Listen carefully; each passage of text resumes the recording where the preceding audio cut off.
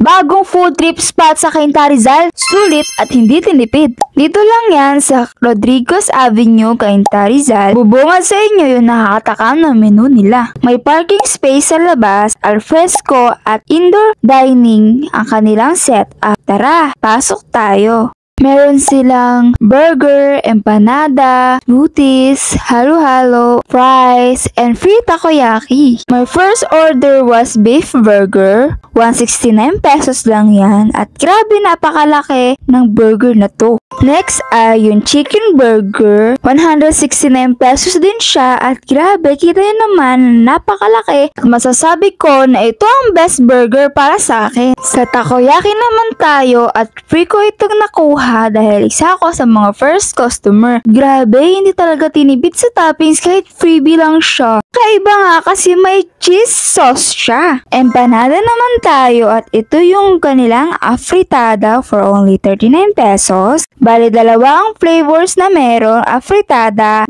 empaturones. Syempre di mawawala yung drinks. Ito yung Melo Melo Milo which is meron daw siyang triple chocolate and in fairness, hindi siya masyadong matamis. Lastly ay yung kanilang ice scramble and ito yung pinaka-unique na ice scramble na natikman ko. Syempre dahil masarap, magte-take out tayo.